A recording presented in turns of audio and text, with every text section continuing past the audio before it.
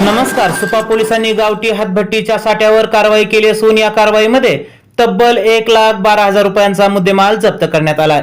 शनिवार दिनांक 3 ऑगस्ट रोजी सुपा पोलीस ठाणा कार्यक्षेत्रात येणाऱ्या आंबी खुर्द येथील माळ रानावर ही कारवाई करण्यात आली आहे. गुप्त सूत्रांकडून मिळालेल्या माहितीनुसार छापेमारी करीत ही कारवाई करण्यात आली आहे. या कारवाईमध्ये 35 लिटर क्षमतेचे 20 ड्रम अशी तब्बल 70,000 रुपये किमतीची गावठी दारू जप्त करण्यात आली आहे. तर वडाणे येथे अवैधरित्या गावठी दारूची वाहतूक करत असताना 2 प्लास्टिक ड्रम व मोटरसायकल असा तब्बल 42,000 रुपयांचा मुद्देमाल जप्त करण्यात आलाय.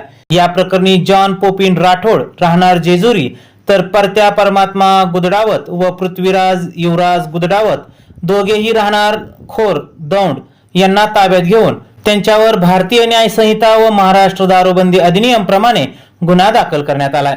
सदरची कारवाई पुणे ग्रामीणचे पोलीस अधीक्षक पंकज देशमुख, अप्पर पोलीस अधीक्षक बारामती संजय जाधव, बारामती उपविभागीय पोलीस अधिकारी सुदर्शन राठोड यांच्या मार्गदर्शनात सुपा पोलीस ठाण्याचे सहाय्यक पोलीस निरीक्षक नागनाथ पाटील, पोलीस उपनिरीक्षक जिनेश कोळी, पोलीस अंमलदार जयंत ताकवणे, राहुल भाग्यवंत, तुषार जैनक, सचिन दरेकर, किसन ताडगे, संतोष जावीर, सूरज साळुंके, योगेश सर्वदे आदींनी केली आहे.